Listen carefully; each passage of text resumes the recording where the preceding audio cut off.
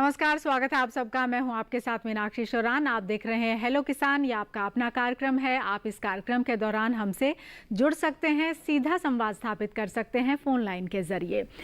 तो आज का विषय जो है वो महत्वपूर्ण है, वो हम पहले अपने दर्शकों को बता देते हैं। आज का हमारा विषय है कृषक महिलाओं के लिए सरकार की योजनाएं।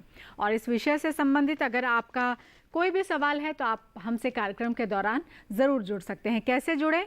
टोल फ्री नंबर आपको बता देते हैं 1800-113-061, 1800-113-061।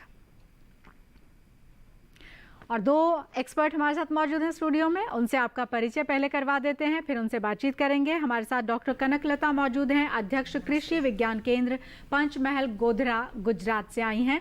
बहुत स्वागत है मैम आपका स्टूडियो में। और हमारे साथ डॉक्टर रागिनी राणावत मौजूद हैं, सहायक प्राध्यापक राजस्थान विश्वविद्यालय जयपुर राजस्थान से वो हमारे साथ मौजूद हैं, आज स्टूडियो में आई हैं। बहुत स्वागत है रागिनी जी आपका भी स्टूडियो में। और आज का विषय जो है कनकलता जी वो अपने आप में महत्वपूर्ण है। कल ही हमने अंतर्राष्ट्रीय महिला दिवस सेलिब्रेट किया और आज हम महिलाओं की कृषि में जो भागीदारी है उसको लेकर बातचीत कर रहे हैं। ये भागीदारी शायद हम मानकर चल सकते हैं कि जब से खेती है तब से ही महिलाओं की भागीदारी है। बिल्कुल, यहाँ तक कि इतिहासकारों ने तो ये भी कहा है कि जो एग्रीकल्चर की शुरुआत हुई है कृषि की वो महिलाओं के द्वारा किया गया है। क्योंकि पहले जब मनुष्य पाषाण युग में खाना बदोश थे, यहाँ वहाँ भटकते रहते थे, वो खाना कलेक्ट करने के लिए गैदरर थे, हंटर थे। तो जो गर्भवती महिला होती थी या जिनके पास छोटे बच्चे होते थे वो एक जगह पे रुकती थी। और तब उन्होंने ऐसा ऑब्जर्व किया कि ऐसे बीज गिरते हैं तो फिर उससे पौधे होते हैं और कभी उन्होंने उसे खाया और यहाँ से ही कृषि की शुरुआत हुई है। तो इस प्रकार से हम कह सकते हैं कि कृषि की जननी भी हमारी महिलाएं ही हैं। जी बिल्कुल। और डॉक्टर रागिनी आपसे भी मैं ये जानना चाहूँगी कि जब हम अनवरत काल से देखें, जब से खेती है तब से ही अगर हम महिलाओं की बात कर रहे हैं तो महिलाओं का जो योगदान है उसकी शुरुआत अगर हम एक आधिकारिक तौर पर देखें, जब उनको वो ड्यू मिलने लगा या ये कहा जाने लगा कि केवल और केवल पुरुष नहीं हैं जो कृषक हैं या खेती करते हैं, महिलाओं की भागीदारी उतनी ही है जितने की पुरुषों की है, ना कम न ज़्यादा। देखिए, इनफैक्ट मैं ये कहना चाहूँगी कि महिलाओं की भागीदारी पुरुषों से कहीं ज़्यादा अधिक है। हम कुछ आंकड़ों की ही यदि बात कर लें तो हम पाएंगे कि जितनी भी हमारे देश की आर्थिक रूप से सक्रिय महिलाएं हैं उसका तकरीबन 80% खेती से रोजगार पाता है। हमारा जो कृषि पर आधारित जितना भी श्रम बल है, श्रम शक्ति है, उसका 50% स्त्री शक्ति है। और साथ ही जितना भी ज़्यादा आप लेबर फोर्स देख लीजिए उसका भी 70% जो है वो महिलाओं से बना है। तो मेरा मानना है कि जब हम एक किसान की बात करते हैं तो हमारे जहन में एक पुरुष आता है, पर समय और स्थिति दोनों बदल चुकी है। महिलाओं का योगदान कृषि में बराबर नहीं है, कहीं ज्यादा है पुरुषों से। ठीक है, इससे जुड़ी एक रिपोर्ट भी अपने दर्शकों को दिखाते हैं और इस रिपोर्ट के बाद हम चर्चा भी करेंगे और अपने दर्शकों को ये भी कहेंगे कि लगातार आप हमसे जुड़ सकते हैं फ़ोन लाइन के ज़रिए और टोल फ्री नंबर हमने आपको बताया है, उसके ज़रिए अगर महिलाओं की क्या स्थिति है कृषि में या कुछ कृषक महिलाएं हैं जो अपने से संबंधित योजनाओं के बारे में जानकारी चाहती हैं तो आप हमसे ज़रूर जुड़िएगा। लेकिन उससे पहले ये रिपोर्ट हम आपको दिखा देते हैं।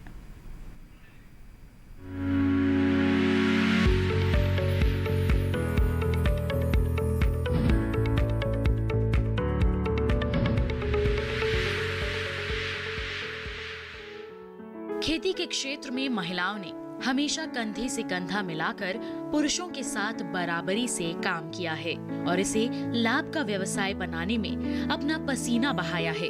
इस क्षेत्र में महिलाओं की मेहनत से सभी वाकिफ हैं। खेती का इतिहास जितना पुराना है उतनी ही पुरानी इसमें नारी की भागीदारी भी है। यही वजह है कि अथक प्रयास और नई तकनीकी के तालमेल ने खेती को अलग ही मुकाम पहुंचा दिया है। यही वजह है कि अथक प्रयास और नई तकनीकी के तालमेल ने खेती को अलग ही मुकाम पर पहुंचा दिया है। 21वीं सदी में जहां कृषि लगातार नई नई तकनीकों से आधुनिक हुई, वहीं महिलाओं ने भी इन तकनीकों को साहस के साथ गले लगाया है। आज महिलाएं खेतों में कृषि यंत्रों को चलाते बखूबी देखी जा सकती हैं। इस योगदान को ध्यान में रखकर सरकार ने कृषक महिलाओं के लिए महिला किसान सशक्तिकरण योजना शुरू की है। इस योजना योजना के तहत महिलाओं को खेती किसानी से जुड़े कामों में बढ़ावा देने के लिए केंद्र सरकार द्वारा 24 राज्यों और केंद्र शासित प्रदेशों में 84 परियोजनाओं के लिए 847 करोड़ रुपए आवंटित किए गए हैं। 2020 के बजट में महिला किसानों के लिए धन्य लक्ष्मी योजना का ऐलान किया गया है। इस योजना के तहत बीज से जुड़ी योजनाओं में महिलाओं को मुख्य रूप से जोड़ा जाएगा।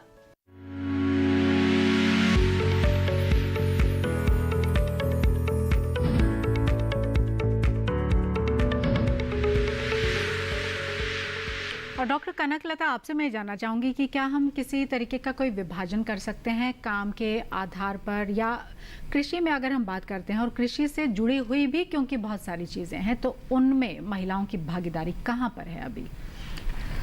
यूँ तो अब कहें तो महिलाओं ने कोई ऐसा काम छोड़ा ही नहीं है कि जो वो नहीं करती हैं, क्योंकि एक हमारी भारतीय परंपरा में कहते थे कि महिलाएं हल नहीं चलाती हैं, लेकिन अब इस मिथ को भी उन्होंने तोड़ डाला है और वो हल भी चलाती हैं, और हल का जो संस्कृत रूप है मशीन जो ट्रैक्टर है वो भी बखूबी चला रही हैं। तो अब हम कह सकते हैं कि महिलाएं कोई भी ऐसा काम नहीं है जो नहीं करती हैं। पर अमूमन जो हम देखते हैं जो हमारे किसान हैं गांव में, उनमें हम देखते हैं जो विभाजन है उसमें यही है कि बीज की शुरुआत जहाँ से होती है, बीज का संरक्षण करना, उसको संरक्षित सही तरीके से रखना, फिर बुआई करते समय बुआई करवाना, कटाई, गहाई, निराई, गुड़ाई, सभी काम ऐसा मैं अगर आप देखती हूँ आज के समय में तो ऐसा कुछ विभाजन है नहीं।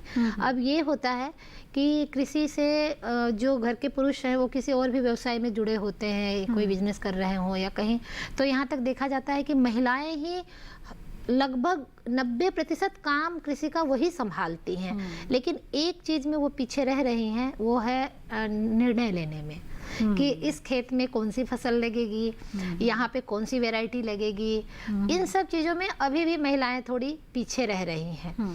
यही एक जगह मुझे लग रहा है जहाँ महिलाओं को थोड़ा और सशक्त होने की ज़रूरत है, और तब वो पूरी तरीके से किसान बन जाएंगी। किसान तो हैं लेकिन वो निर्णय लेना तो वो पूरे खेती को अपने कमांड में कर सकती है। शायद उसका एक रीज़न ये होगा रागिनी की पितृसत्तात्मक, क्योंकि यहाँ पर अपने यहाँ स्थिति है, तो उसमें एक बड़ा कारण जो मुझे नज़र आता है, जैसे कनकलता जी ने कहा कि निर्णय नहीं लेती हैं क्योंकि उनका भूमि के ऊपर अधिकार नहीं है।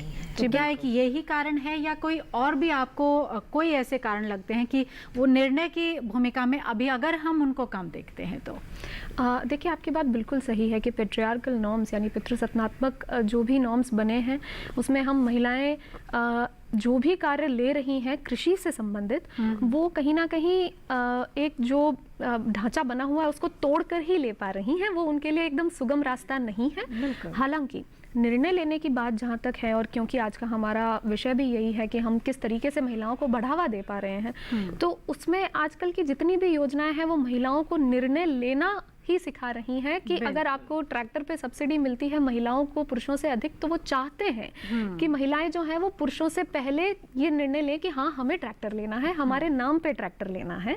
तो बिल्कुल मैं मानती हूँ कि निर्णय लेने की क्षमता नहीं है, पर मुझे लगता है धीरे धीरे स्थिति जो है वो बदल रही है, और हम इन योजनाओं के माध्यम से इस निर्णय लेने की क्षमता को ना सिर्फ जागृत कर पाएंगे अपितु काफी हद तक महिलाओं एक महिला प्रधान व्यवसाय कृषि को बना पाएंगे। जी जी। और कनकलता जी, आपसे अगला जो जुड़ा हुआ सवाल इसी से, क्योंकि हम जब चाह रहे हैं कि और ज़्यादा उनको सशक्त करें, तो सशक्तिकरण के लिए किन किन चीज़ों की ज़रूरत है, और क्या हम वो ज़रूरतें उनको पूरी करवा पा रहे हैं जिनकी की उनको ज़रूरत है?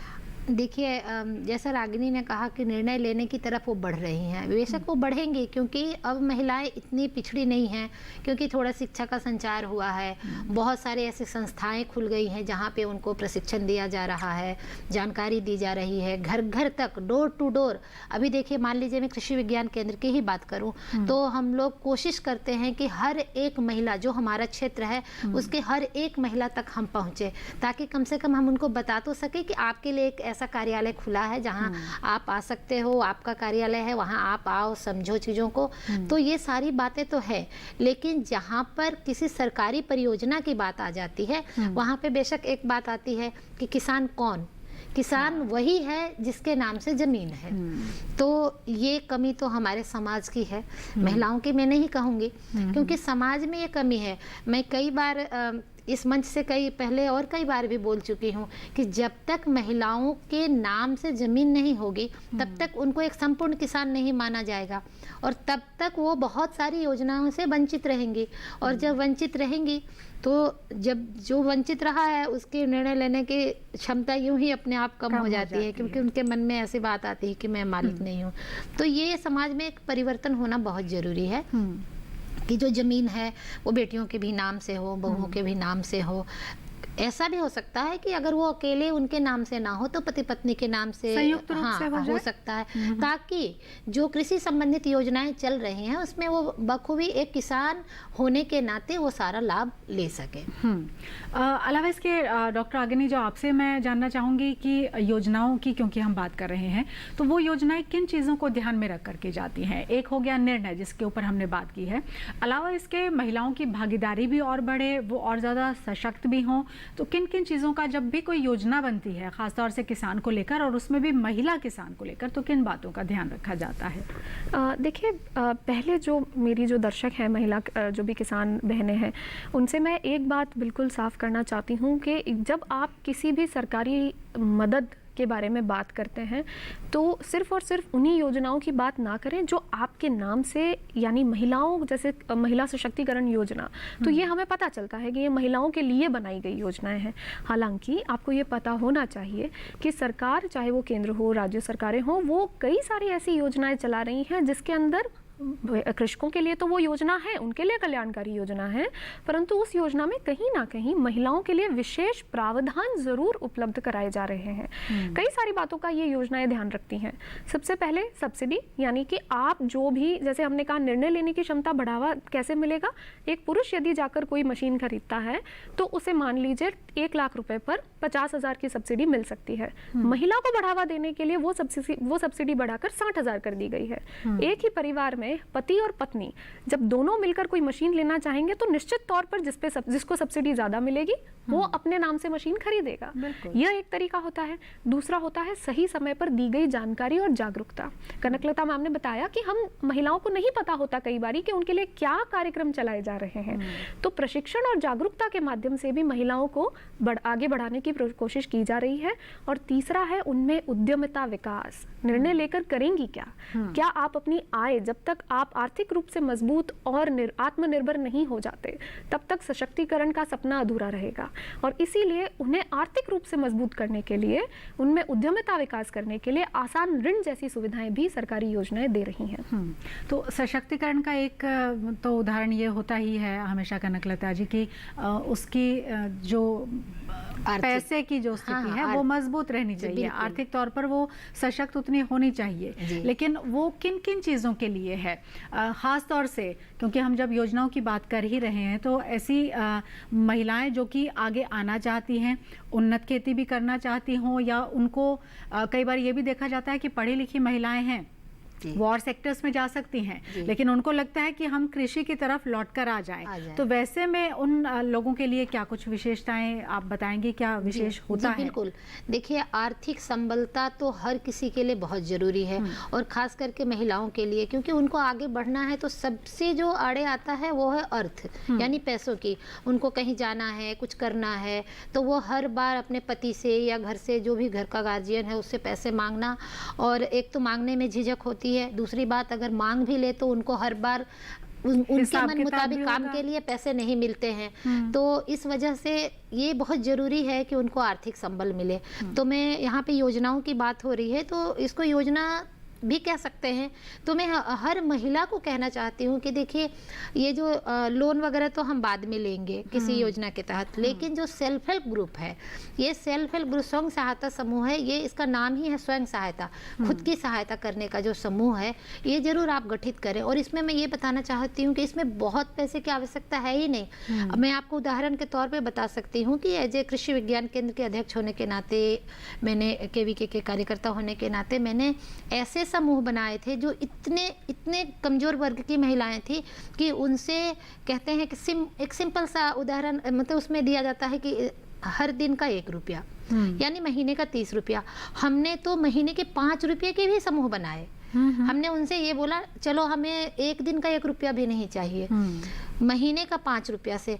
और वहाँ जब महीने के 5 रुपये से शुरुआत हुई और उनकी छोटी मोटी ज़रूरतें पूरी होने लगी, जैसे मान लीजिए कि उनको एक बकरी के लिए 2000 रुपये की ज़रूरत है, बकरी का बच्चा खरीदने के लिए, और उनको उस ग्रुप से, समूह से मिला, तो वो 5 रुपया कब 50 रुपया हो गया ये पता ही नहीं चला।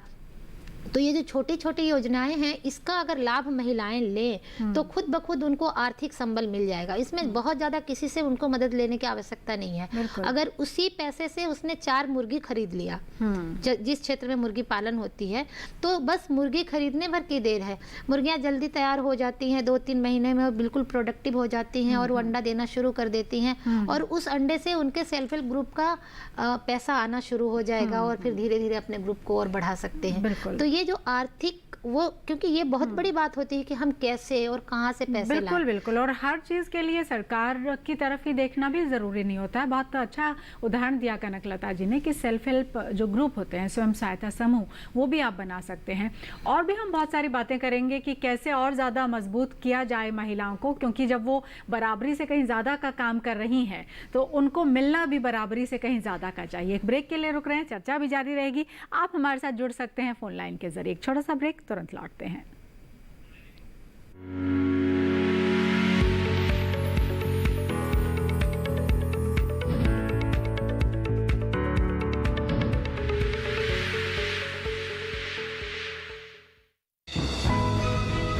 ये कामयाबी है अन्नदाता की, ये कहानी है खेत और खलिहानों की। कैसे करें अपने पशुओं की देखभाल, जानिए गांव-गांव के किसानों का हाल। देखिए गांव किसान, सोमवार से शुक्रवार दोपहर 12:05 पर।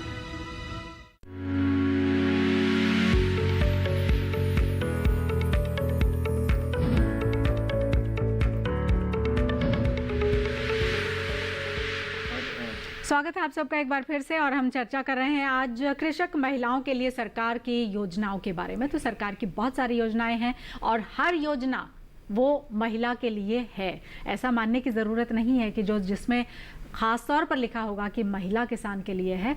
अलावा इसके भी जो योजनाएं हैं उसमें भी जो महिला किसान है वो लाभान्वित हो सकती हैं।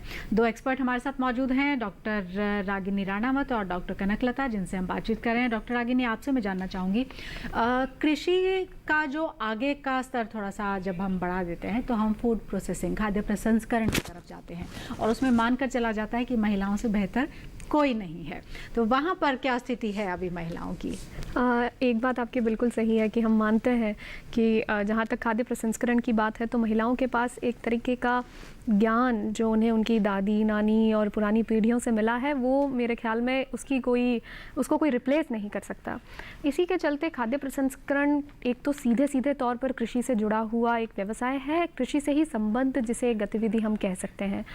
खाद्य प्रसंस्करण इसलिए महिलाओं के लिए एक अपार संभावनाओं वाला क्षेत्र है क्योंकि इससे वो अपनी आय को दुगना बना सकती हैं, उससे ज़्यादा बढ़ा सकती हैं, और साथ में अपनी एक ब्रांड वैल्यू, अपनी एक पहचान, क्योंकि महिलाओं के लिए सबसे बड़ा मुद्दा ये है कि उन्हें उनके काम की पहचान नहीं मिलती, और खाद्य प्रसंस्करण वो क्षेत्र है जो उन्हें वो पहचान उपलब्ध करा सकता है। आप कई सारे काम जो है वो खाद्य प्रसंस्करण में कर सकते हैं। खासकर महिला कृषकों के लिए जिस भी चीज़ की खेती में आपको सबसे ज़्यादा कॉन्फिडेंस लगता है कि आप बहुत अच्छा उत्पादन कर सकती हैं, उसे ही एक कदम आगे ले जाइए।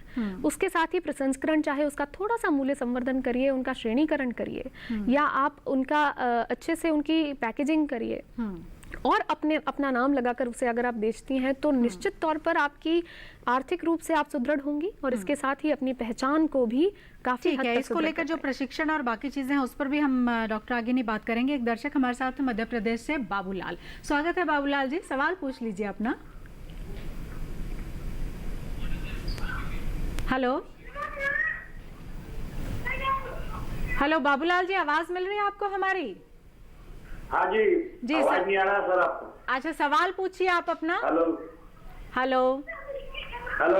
टीवी की आवाज कम कर दीजिए। आवाज नहीं आ रही बेटा, आवाज। हमको आपकी आ रही है, आप पूछ लीजिए सवाल। Hello hello hello Babulal ji मेरी सर। आवाज- हेलो हेलो हाँ, आवाज मिल पा रही है आपको हमारी? शायद आवाज नहीं जा पा रही है, ठीक से संपर्क नहीं हो पाया। कोशिश करेंगे कि एक बार फिर से उनसे बात कर पाएं। और डॉक्टर कनकलता, प्रसंस्करण और बाकी चीज़ों को लेकर डॉक्टर आगिनी से और बात करें, उससे आपसे भी मैं इसी से जुड़ा हुआ सवाल पूछना चाहूँगी। प्रशिक्षण बड़ा महत्वपूर्ण होता है अगर प्रसंस्करण के लिए जाना है, क्योंकि पहचान का संकट तो है, लेकिन पहचान खाली अपना नाम का लेबल लगा देने भर से नहीं हो जाएगी। वो लेबल लगाने के लिए आपको एक प्रक्रिया से गुजरना होगा। वो क्या प्रक्रिया है और कैसे महिलाएं उसका लाभ ले सकती हैं? देखिए, सबसे पहले तो जो महिलाएं इस व्यवसाय में आना चाहती हैं तो उनको ये देखना होगा कि रॉ मटेरियल उनको आसानी से मिलता है या नहीं। क्योंकि मान लीजिए कि अगर जिस क्षेत्र में जो फल हो रहा है, सब्जी हो रही है या अनाज हो रहे हैं, उसी पर आधारित उनको ये प्रसंस्करण का काम चुनना चाहिए। क्योंकि बहुत कभी लोग उत्साह में आकर के बहुत सारी चीज़ें सोचने लग जाते हैं, लेकिन अब जब उनको रॉ मटेरियल नहीं मिलेगा तो वो नहीं कर पाएंगे। पहली बात ये होती है। दूसरी बात है, जो सबसे बड़ा अहम मुद्दा है कि उनको मार्केटिंग भी देख लेना है कि अगर हम जो चीज़ बना रहे हैं उसका हम बाजार कहाँ करेंगे, हम भेजेंगे कहाँ, बेचेंगे कहाँ, वरना फिर वो उनका जो व्यवसाय है वो पीछे रह जाएगा। फिर बात आती है कि जब ये दो चीज़ उनके पास में है, रॉ मटेरियल और बाजार, तो फिर आती है कि प्रशिक्षण की बात। तो अगर फल और साग भाजी की प्रसंस्करण की बात है या खाद्यान्नों के, तो बहुत सारे विभाग हैं, जैसे कृषि विज्ञान केंद्र तो है ही, और भी जो लाइन डिपार्टमेंट है वो भी इसके लिए ऑर्गेनाइज करते हैं, आत्मा है वो भी करवाते हैं। तो इस तरीके से वो संपर्क करे। खादी जो ग्रामीण उद्योग है, खादी भंडार जो खादी उद्योग है, वो भी ऐसे कार्यक्रम प्रशिक्षण के करवाते हैं। तो वो उनके नज़दीक में कौन सा विभाग है वो थोड़ा संपर्क करें और वहाँ से वो प्रशिक्षण जरूर लें। क्योंकि बिना प्रशिक्षण ये कार्यक्रम, ये जो उनके प्रोसेसिंग के कार्य हैं, ये बहुत ही मुश्किल हो जाता है। उसके बाद है कि उसको एक सरकारी एक मानक देना, तो इसके लिए वो संस्थान है जैसे FPO है और बहुत सारी ऐसी चीज़ें हैं जो अगर वो अपने कृषि विज्ञान केंद्र या साथ में जो लाइन डिपार्टमेंट है उनसे अगर संपर्क करें तो सही जगह पे उनको ले जाएंगे, ताकि उनके एक लाइसेंस, क्योंकि जब भी वो फूड प्रोडक्ट, खाद्य चीज़ों को अगर बेचना है तो आप मानक पर तो पूरा उतरना होना है। तो ये चीज़ों के लिए उनको कृषि विज्ञान केंद्र है या जो वहाँ पे जो डिपार्टमेंट्स हैं जो एग्रीकल्चर रिलेटेड, हॉर्टिकल्चर के, उनसे ज़रूर संपर्क करें, ताकि जो उनके जैसे मान लीजिए कोई फल के कर रहे हैं तो उद्यानिकी से कर लें, अगर कोई मछली वगैरह से कर रहे हैं तो मत्स्य विभाग होगा, या अगर दूध का प्रोडक्ट कोई कर रहे हैं तो वहाँ पे जो उनके एनिमल हस्बेंड्री के विभाग है वहाँ कर लें, और अगर कृषि विज्ञान केंद्र है तो उनको एक ही जगह पे सारे विभाग मिल जाएंगे। तो इस प्रकार से वहाँ वो जरूर संपर्क करें, ताकि वो वैज्ञानिकों के साथ में रह करके उन चीज़ों को ठीक से वो लाइसेंसिंग करवा सकें। उसके बाद ही वो मार्केट में अपनी चीज़ों को बेच सकते हैं। छोटी मोटी चीज़ तो वो शुरू में बेच सकते हैं, लेकिन अगर वो थोड़े मास पे बनाना शुरू करें तो उनको ये सर्टिफिकेट की बहुत आवश्यकता होती है। तो इसमें डॉक्टर आगिनी, स्वयं सहायता समूह ज़्यादा मददगार साबित होंगे या सरकार की मदद, जो महिलाएं जुड़ना चाहती हैं खाद्य प्रसंस्करण के साथ और वो आगे बढ़ाना चाहती हैं, एक स्टेप हम कहें कि आगे ले जाना चाहते हैं अपने कृषि उत्पाद को, क्या ज़्यादा मददगार रहता है? ये दोनों जो है वो मैं कहूँगी पैरेलल चलते हैं, एक साथ चलते हैं। कि यदि आप देखिए, सामूहिक रूप से की गई कोई भी गतिविधि में सफलता के जो चांसेस हैं वो बढ़ जाते हैं। इसके साथ ही जहाँ तक सरकारी मदद की बात करें तो सरकार भी, हम जब कई सारी योजनाओं के बारे में सुनते हैं, उनके बारे में जानकारी इकट्ठी करते हैं, तो हम ये पाते हैं कि सरकार भी सामूहिक रूप से की गई गतिविधियों की तरफ ज़्यादा रुझान रखती हैं। एकल किसानों के लिए भी निश्चित तौर पर योजनाएं हैं, परंतु उनमें मिलने वाले प्रावधानों में प्राथमिकता जो है वो समूहों को दी जाती है। स्वयं सहायता समूह या उत्पादक समूह या भोज्य सुरक्षा समूह, ये जितने भी समूह हैं, इनके अंदर सबसे बड़ी बात यह होती है कि आपका रिस्क जो है वो कम हो जाता है, सहयोग से जो मिलने वाला जो प्रॉफिट है वो बढ़ जाता है। इसके साथ ही जब आप एक समूह का कोई भी परियोजना रिपोर्ट आप किसी बैंक के पास भी जब आर्थिक सहायता के लिए लेकर जाते हैं तो वहाँ से भी ऋण मिलने में जो है आसानी होती है, क्योंकि हर आर्थिक संस्थान का ये मानना होता है कि सामूहिक रूप से जब आप कोई भी कार्य करेंगे तो उसमें नुकसान के चांसेस काफ़ी कम होंगे और वो ज़्यादा से ज़्यादा सफलता प्राप्त कर पाएगा। ठीक है, एक और दर्शक हमारे साथ जुड़े हैं, हरियाणा से नवीन हैं। स्वागत है नवीन जी, क्या सवाल है आपका? हेलो हेलो नवीन जी। नमस्कार मैडम। जी नमस्ते। सवाल नमस्कार मैडम। जी सवाल पूछ लीजिए अपना। हेलो। हेलो हाँ जी मैडम। जी क्या हेलो। सवाल है? हेलो। Hello hello. हेलो क्या सवाल है हेलो। आपका? हेलो। हाँ जी मैडम। हेलो। जी सवाल क्या है आपका? मैं पशुपालन का उद्योग शुरू करना चाहता हूँ, डेयरी छोटी, उसके लिए क्या कुछ सब्सिडी मिल सकती है मेरे को? सरकार कैसे मदद कर सकती है मैडम? अच्छा ठीक है, बताइए। महिलाओं के लिए ही है, अपनी वाइफ के लिए जानना चाहते हैं कि डेयरी या पशुपालन जो करना चाहते हैं तो सरकार क्या सहायता कर सकती है, कितने हद तक सहायता कर सकती है? जहाँ तक पशुपालन की बात है, मैंने शायद सही सुना कि आप खुद शुरू करना चाहते हैं। आई बिलीव आपकी वाइफ शुरू करना चाहती हैं। जहाँ तक सरकार से सहायता की बात है, मुद्रा योजना एक ऐसी योजना है जहाँ से आप संपर्क कर सकते हैं। इसकी वेबसाइट पर जा सकते हैं। आपने मुझे आप बताया नहीं आप कहाँ से हैं? हरियाणा से। ठीक है, आप हरियाणा में जहाँ से भी हैं, आपका सबसे नज़दीकी जो सरकारी बैंक है उसके पास जाकर आप प्रधानमंत्री मुद्रा योजना के बारे में ज़रा पता करिएगा, क्योंकि हर बैंक ने मुद्रा योजना के अंतर्गत अपने कुछ ना कुछ योजनाएं परियोजनाएं चिन्हित की हुई हैं। ये एक ऐसी योजना है जिसमें पहले कृषि संबंधी लोन नहीं मिला करते थे, परंतु अब कृषि की संबंध गतिविधियों पर जो है वो 3 प्रकार के लोन मुद्रा योजना देती है। अगर आप 50,000 तक का लोन लेना चाहते हैं तो आपको शिशु लोन लेना है। इसके बाद किशोर जो कि 50,000 से 5 लाख तक का लोन देती है, और उसके बाद तरुण जो कि 5 लाख से 10 लाख तक का लोन आप उसमें ले सकते हैं। एक और मैं खासकर आपकी पत्नी या जो भी आपके घर की महिला है जो पशुपालन में रुचि रखती हैं, उनसे मैं एक ज़रूर गुजारिश ये करूँगी कि मुद्रा योजना की वेबसाइट पर जाकर उसके अंदर वीडियोस बनी हुई हैं आप ही की तरह महिलाओं ने जिन्होंने अलग अलग मुद्रा योजना के अंतर्गत लोन लेकर गतिविधियां करी हैं और सफलताएं प्राप्त की हैं।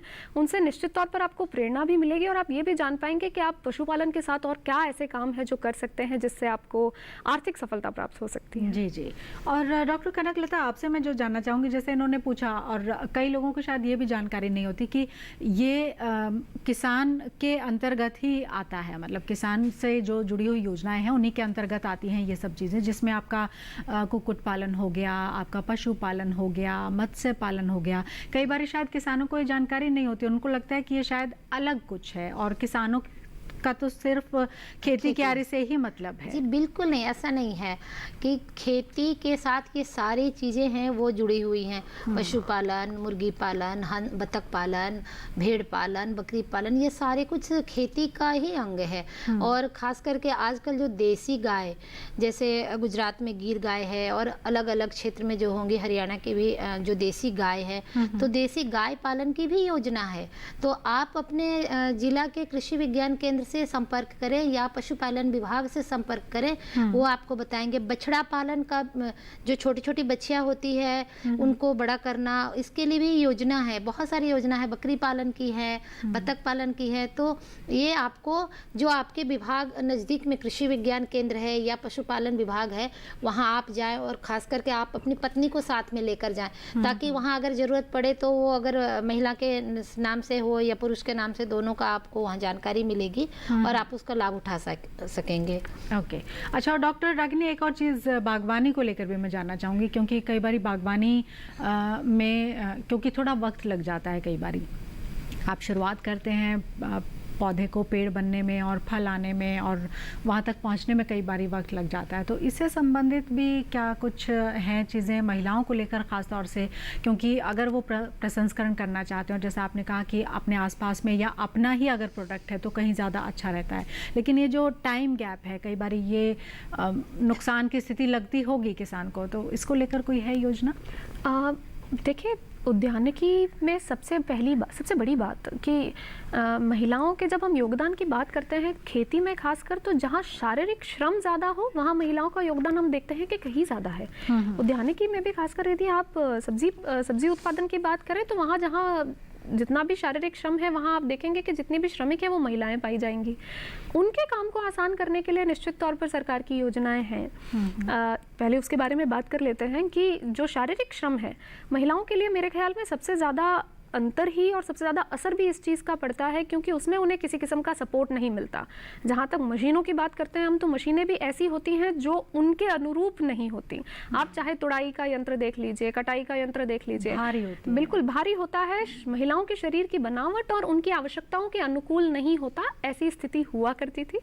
अब चूंकि हम ये मानते हैं कि महिलाओं के बिना कृषि संभव नहीं है, तो ऐसे कई सारे यंत्र जो महिलाओं के अनुकूल हैं उनकी डिजाइनिंग हो चुकी है और वो बाजार में उपलब्ध हैं और सब्सिडाइज्ड रेट्स पर महिलाओं के लिए उपलब्ध हैं। तो पहली बात तो उद्यानिकी के मशीनीकरण में महिलाओं को काफ़ी ज़्यादा प्रोत्साहन और बढ़ावा दिया जा रहा है। रही बात समय लगने की, तो इस पर मैं ये मानती हूँ कि इस पर आप एक्सपर्ट्स के पास जाइए। जब आप किसी भी सब्जी या फल उत्पादन की आप बात करेंगे, इसको एक उद्योग के रूप में अगर आप अडॉप्ट करना चाहते हैं तो सबसे पहले आप उसका, मैडम ने भी कहा कि प्रशिक्षण लीजिए और उसी दौरान आपको ये भी पता चलेगा कि इसको प्रॉफिटेबल सिचुएशन में आने में कितना वक्त लगेगा और उस दौरान आप और क्या क्या काम कर सकते हैं जिससे कि आपको नुकसान ना हो और आपके समय का लॉस ना हो। जी जी, चलिए हमारे लिए भी समय इसमें मैं ये भी एक जल्दी से ब्रेक लेना। हाँ, क्योंकि इसमें जो अगर फल के पौधे लगाने हैं तो फल के पौधे वो लगा सकते हैं और जो उनके उद्यान विभाग जो उनके जिले का है उनसे संपर्क करते हैं तो उनको सब्सिडी भी मिलती है। तो ये थोड़ा उनको अपने विभागों से संपर्क में रहना पड़ेगा।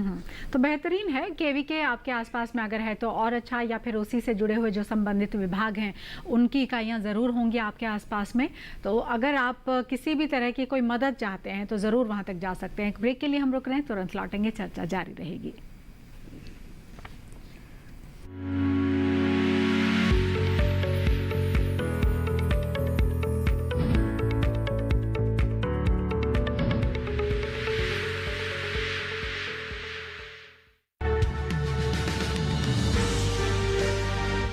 साल से लगातार कृषि दर्शन है आपके साथ। खेती की नई तकनीकों से लेकर किसानों की हर समस्या का हल, जारी है कृषि दर्शन का ये सफर।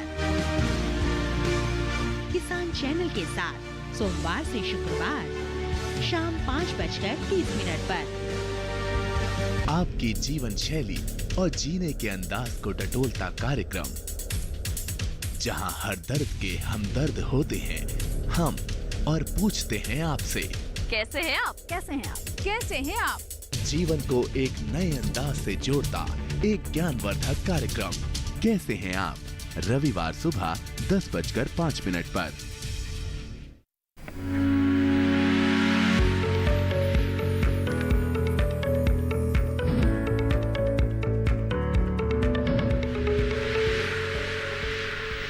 स्वागत है आप सबका एक बार फिर से ब्रेक के पार। और हम बात कर रहे हैं आज कृषक महिलाओं के लिए सरकार की योजनाओं के बारे में। और एक दर्शक हमारे साथ जुड़े हैं ब्रेक के दौरान, चौहान राम जी हैं गुजरात से। स्वागत है सर, क्या सवाल है आपका?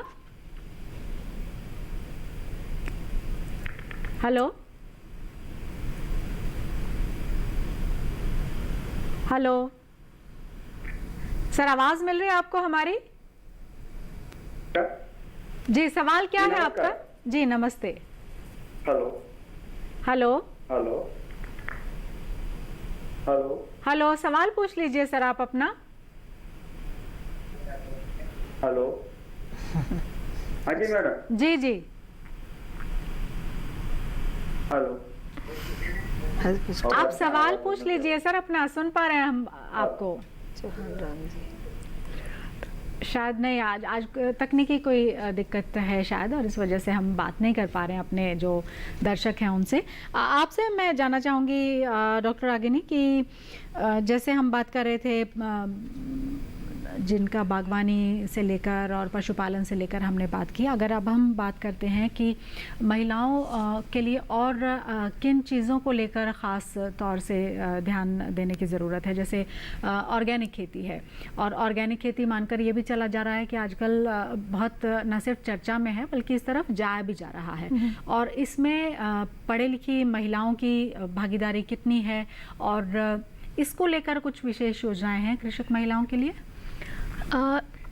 देखिए, ऑर्गेनिक खेती की यदि हम बात करते हैं तो ये एक ऐसा कॉन्सेप्ट है जो कि महिला हो या पुरुष दोनों के लिए ही इसको अपनाना समय की मांग बन चुका है।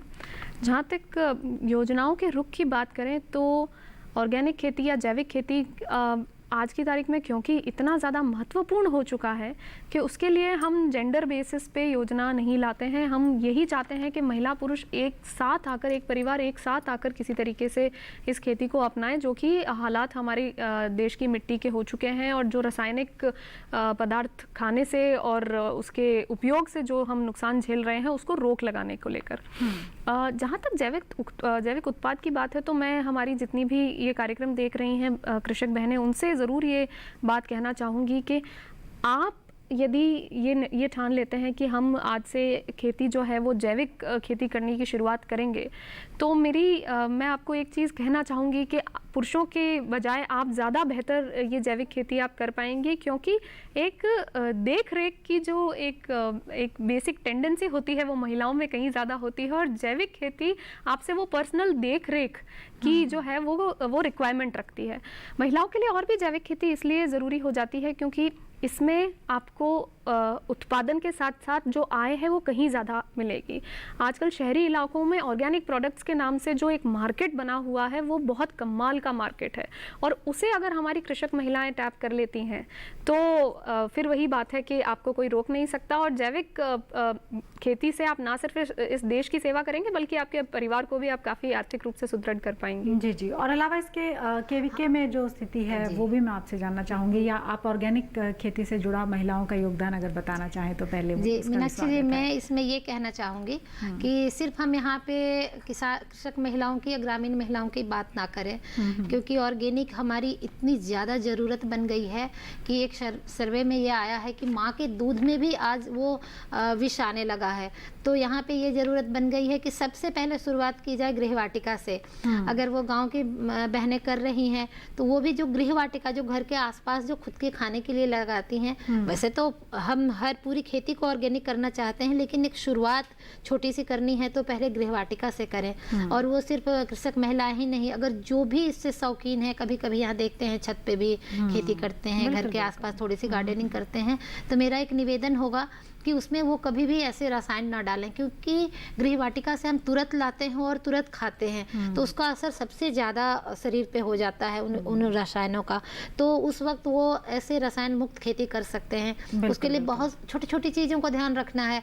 जैसे मान लीजिए कि आपके रसोई में लहसुन है, प्याज है, लाल मिर्च है, इन सब को भी कूट करके पाउडर बनाकर एक लिक्विड बना करके आप छिड़काव करें तो बहुत सारे कीट का नियंत्रण कर सकते हैं। जी, अगर जो घर का कुछ कूड़ा कचरा निकल रहा है उसको अगर थोड़े से वर्म्स डाल के अगर वर्मी कंपोस्ट बना लेते हैं तो खाद की जरूरत पूरी कर लेते हैं। तो यहाँ से एक शुरुआत हो सकती है, और ये हर जगह से हो। ये सिर्फ हम कृषक महिलाओं की बात नहीं करेंगे, क्योंकि हम महिला सशक्तिकरण की बात कर रहे हैं। और जब हम बात कर रहे हैं कृषक महिला, तो कृषक महिला जरूरी नहीं है कि वो 2 एकड़ की मालकिन हो और तभी वो कृषि करेगी तो वो कृषक महिला होगी। आप किचन गार्डनिंग करते हैं तो भी आप कृषक की श्रेणी में हैं, और जरूर करना चाहिए उतने हद तक। और दूरदर्शन किसान पर हम लगातार इसी से जुड़े हुए कार्यक्रम भी दिखाते हैं, तो आप यहाँ से भी जानकारी हासिल कर सकते हैं। अलावा इसके जो भी केंद्र है वहाँ से भी आप जानकारी जुटा सकते हैं। मैं आपके पास आऊँगी डॉक्टर रागिनी, लेकिन उससे पहले एक दर्शक मध्य प्रदेश से अनूप वर्मा है हमारे साथ। स्वागत है अनूप जी, क्या सवाल है आपका?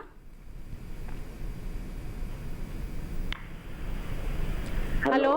हाँ जी, हेलो हेलो। मेरे को जानकारी लेनी थी कि मेरे को ट्रैक्टर लेना है मेरे वाइफ के नाम से, तो कितनी सब्सिडी मिलेगी? अच्छा, ठीक है, डॉक्टर रागिनी जवाब देंगे इसका। जी जी।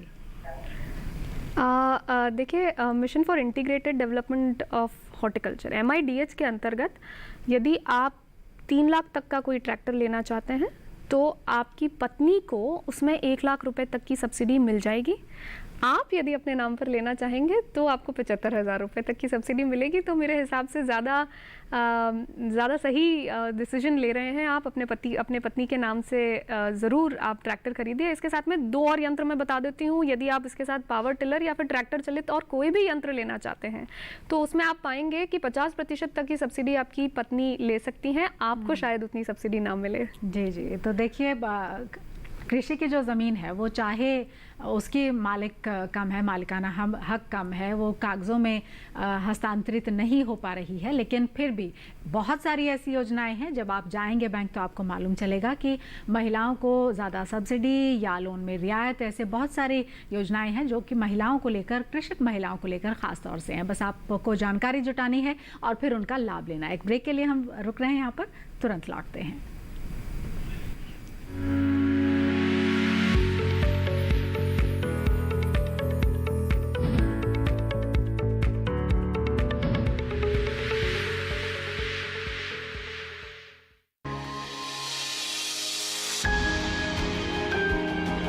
सहेजें कण कण को, सुंदर दे रूप रंग आकार, स्वस्थ जीवन रहे जमी पर, इंद्रधनुष हो साकार। देखिए प्रकृति की ओर, गुरुवार सुबह 9:30 पर।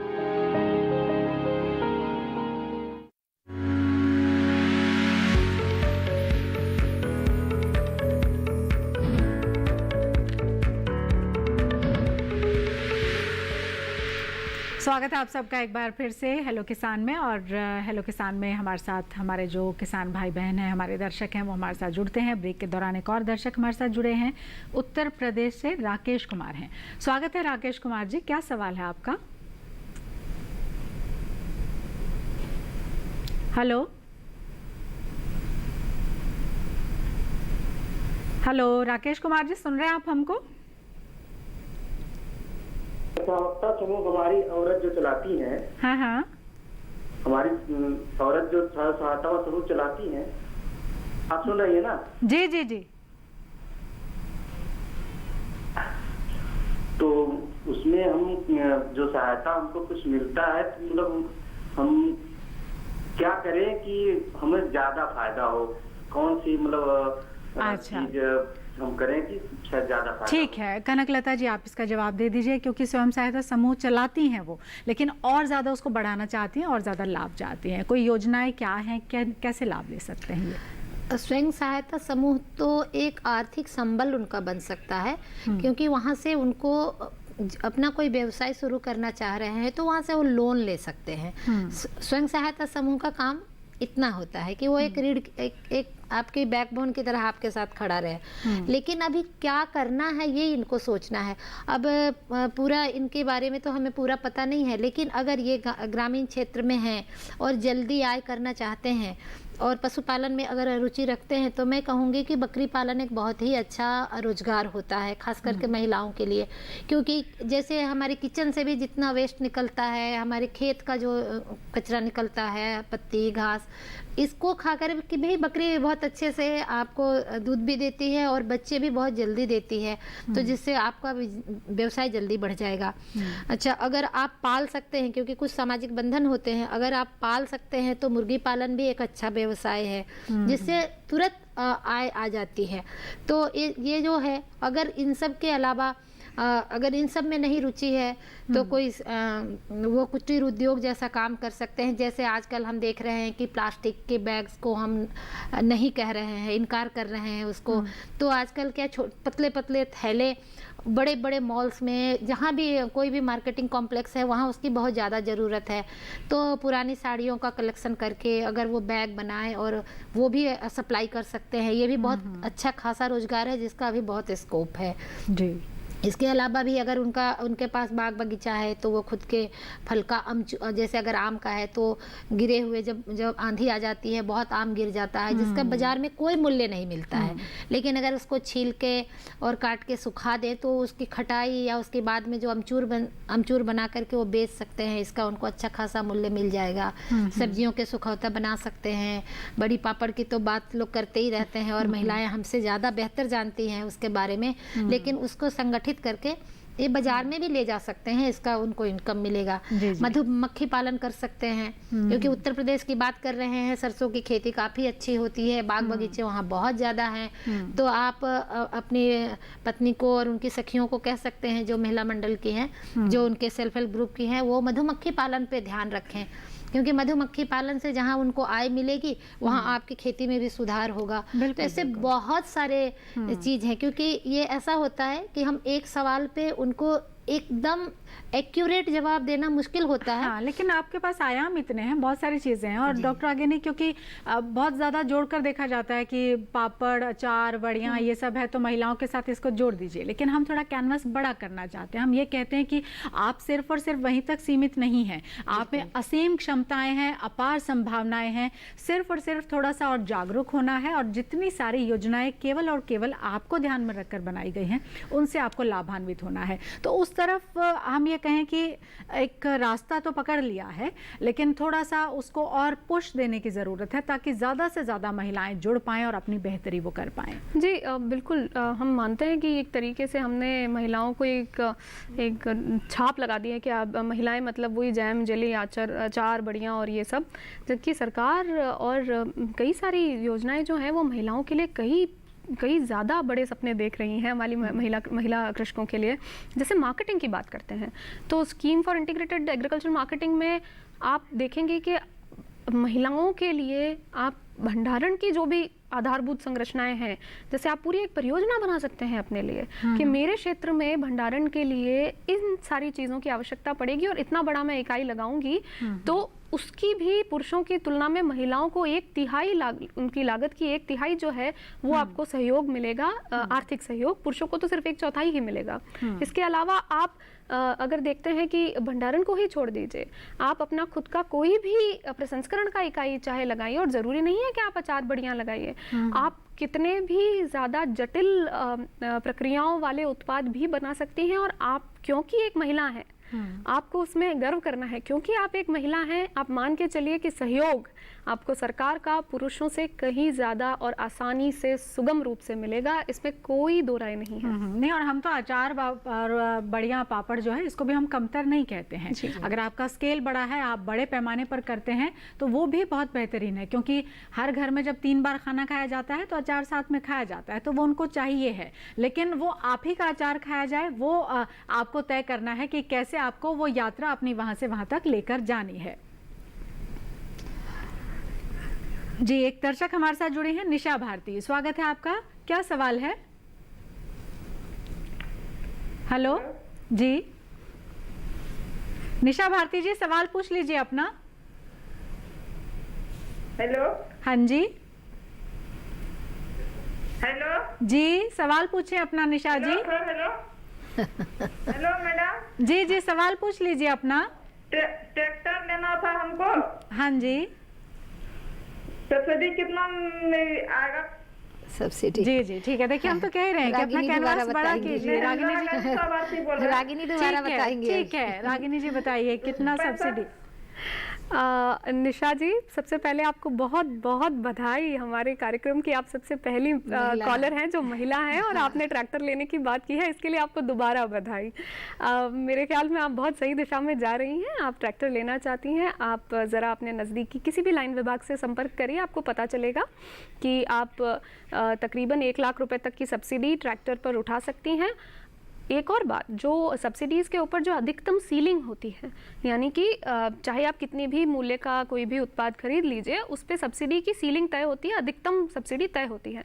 वो भी आपको अपने पति या भाई से ज़्यादा मिलेगी, इस बात को भी आप सुनिश्चित कर लीजिएगा। यदि कोई भी कहे कि 1 लाख रुपए है, तो आप अधिकतम सब्सिडी भी उनसे ज़्यादा उठा सकती हैं। जी जी, तो देखिए महिलाओं, मीनाक्षी जी, इसमें मैं एक बात और जोड़ना चाहूँगी कि ये जितने भी जो कृषि यंत्र महिलाएं खरीद सकती हैं, एक ग्रुप ऑफ कृषि यंत्र को भी खरीद सकती हैं। मतलब कई सारे, जैसे ट्रैक्टर है, उसके साथ में जो सारे जो उस क्षेत्र की जो जरूरत है, और कस्टम हायरिंग का भी काम वो कर सकते हैं। तो ये खुद का काम तो करेंगे ही करेंगे, और उसके साथ ये कस्टम हायरिंग करें, उसका एक सेंटर बना ले, तो उससे उनको काफी इनकम आएगी। हाँ, ये भी। और अगर कस्टम हायरिंग की अलग जो योजना है, उस योजना के अंतर्गत भी वो इसको ले सकते हैं। बिल्कुल बिल्कुल। बहुत धन्यवाद आपका कनकलता जी। डॉक्टर रागिनी, आपका भी बहुत बहुत शुक्रिया। आप स्टूडियो में आए। कल के विषयों के बारे में हम अपने दर्शकों को बता देते हैं कि कल अगर आप हमसे जुड़ते हैं तो किन विषयों का आपको ख्याल रखना है। कल हम बात करेंगे गेंदा गुलाब की खेती के बारे में, और साथ ही साथ हमारा जो दूसरा विषय होगा वो स्ट्रॉबेरी के बारे में रहेगा, स्ट्रॉबेरी में समसामयिक कार्य। तो ये कल के हमारे 2 विषय रहेंगे। आप हमसे जुड़ सकते हैं, जुड़ने के तरीके हम आपको बता देते हैं। आप ईमेल के ज़रिए हमसे जुड़ सकते हैं hellokisan2015@gmail.com। इससे आप कोई सवाल संदेश कुछ भेज सकते हैं हमारे साथ। हमारा कार्यक्रम कैसा लगता है वो भी आप हमें बता सकते हैं। हेलो किसान हिंदी में टाइप करेंगे तो हमारा फेसबुक पेज खुल जाएगा, वहाँ पर भी आपको खेती किसानी से जुड़ी तमाम जानकारियाँ मिल जाएंगी। अलावा इसके टोल फ्री नंबर हम अपने दर्शकों को हमेशा बताते हैं, एक बार फिर से बता देते हैं 1800-113-060। सोमवार से लेकर शनिवार तक सुबह 6 बजे से रात 10 बजे तक आप इस नंबर के ज़रिए हमसे संपर्क कर सकते हैं। तो आज के लिए इतना ही। एक बार फिर से मैं आप दोनों एक्सपर्ट्स का शुक्रिया अदा करना चाहूँगी कि आप आए स्टूडियो में वक्त कर। बहुत बहुत धन्यवाद आपका। तो आज के लिए इतना ही, अनुमति दीजिए, नमस्कार।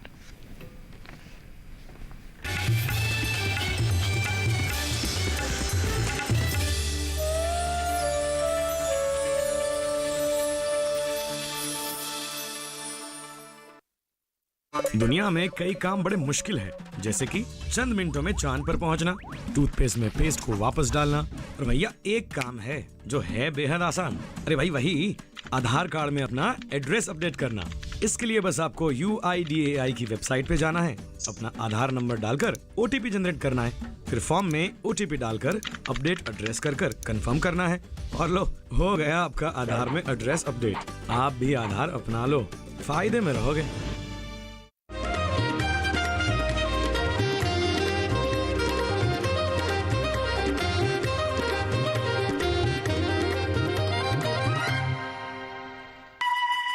खेतों में लगने वाली इन सब्जियों को देखकर आपके जहन में भी यही आएगा कि ये सब्जियां मंडी में बिकने के लिए जाती होंगी। लेकिन यदि आपसे कहा जाए कि यहाँ पैदा होने वाले टमाटर और सब्जियां 5 सितारा होटलों में बेचे जाते हैं, तो पल भर के लिए आपको यकीन नहीं होगा। आप रह रहकर इस किसान की तरफ देखेंगे और सोचेंगे कि परंपरागत ढंग से रहने और खेती करने वाला ये किसान अपने उत्पादों को 5 स्टार होटल्स में बेचना भला कैसे सीख गया। कामयाबी की एक नई इबारत लिखने वाले इस किसान का नाम है जयद्रथ चौहान।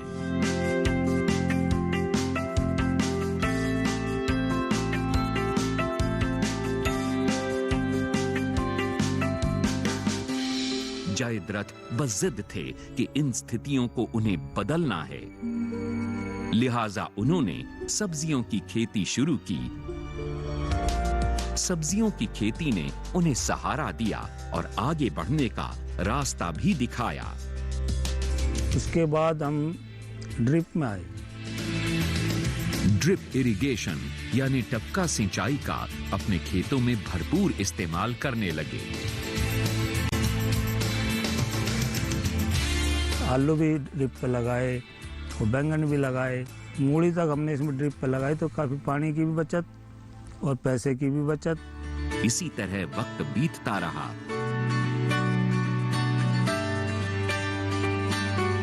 जयद्रथ ने पहली बार पॉली हाउस में खेती करने की सोची।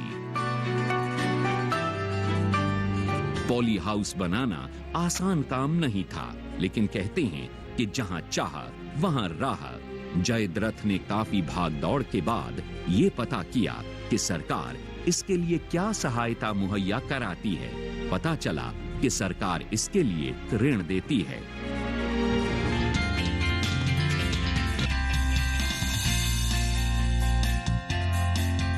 पॉली हाउस में जयद्रथ ने सब्जियों की, खास तौर पर टमाटर और शिमला मिर्च की खेती की।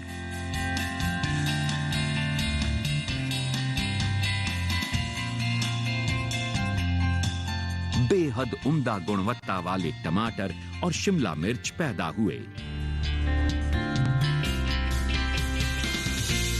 उन्होंने ये पाया कि पॉली हाउस में अच्छी गुणवत्ता वाली पैदावार होती है, अच्छी कीमत पर बिक भी जाती है। चेरी टमाटर हमने थोड़े पौधे लगाए थे, तो हमने जब देखा तो इसका रेट लगभग 150 रुपए केजी हमारा यहाँ से गया है। तो मन में आया कि क्यों ना हम इसको लार्ज स्केल पे लगाए। 5 स्टार होटलों में ज़्यादातर यूज होता है और रेट भी इसके अच्छे ही रहते हैं। पॉली हाउस में खेती ने जयद्रथ के दुखों को बहुत पीछे छोड़ दिया। उन्होंने सब्जियों की मार्केटिंग के लिए भी रास्ते तलाशे। अच्छी गुणवत्ता वाले टमाटर को वो 5 स्टार होटलों तक अच्छी कीमत पर बेचने लगे। उन्हें उच्च गुणवत्ता वाले टमाटर पैदा करने के लिए पुरस्कृत किया गया। जयद्रथ आज 17 एकड़ में पॉली हाउस बनाकर खेती करते हैं। वो किसान जो कल तक उनका मजाक उड़ाया करते थे, आज उनसे सलाह मशवरा लेने आते हैं, उन्हें सम्मान की नजरों से देखते हैं। जैसे ये पॉली हाउस लगे हैं, देख के लोगों को ये एहसास हुआ कि बढ़िया पैदावार और बढ़िया मतलब मजा आ रहा है। हरे भी बालक कह रहे हैं कम लगाएंगे और विदेश के भी ज़्यादा से ज़्यादा देखने के लिए लोग आए हैं यहाँ। कंज्यूमर तक सीधा भेजने की हमारी योजना है।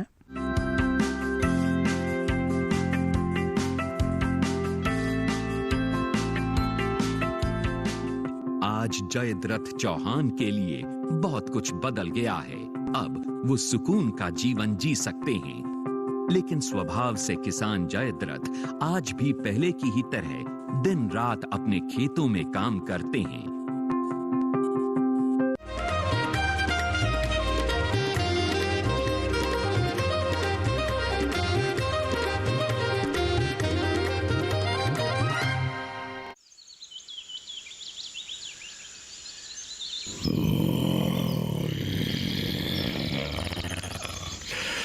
लापरवाही से बाहर मत फिरो।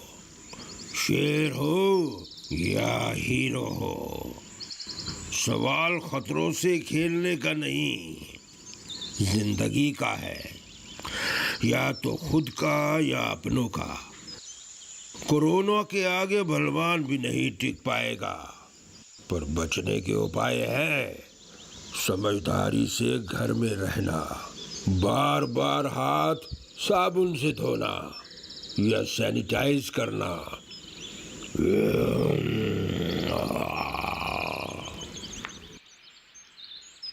अधिक जानकारी के लिए संपर्क करें स्टेट हेल्पलाइन या 24 घंटे वाली national helpline toll free number 1075।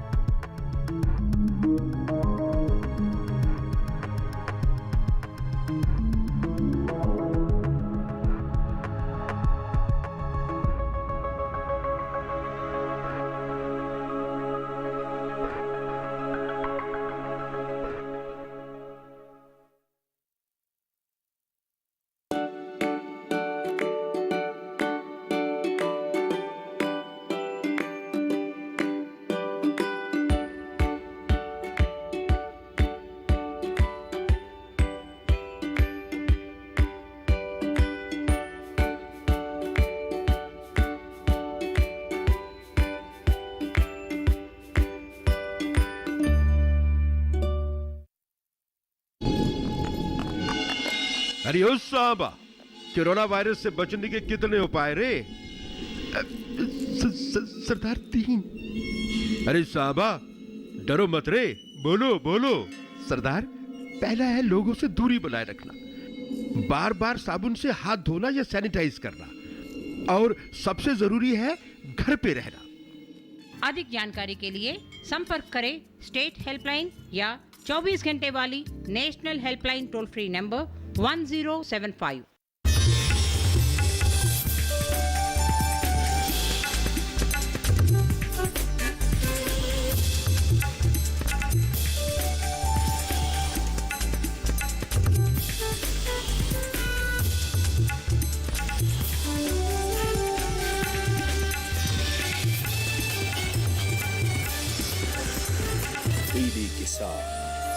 Vande Bharat की शान।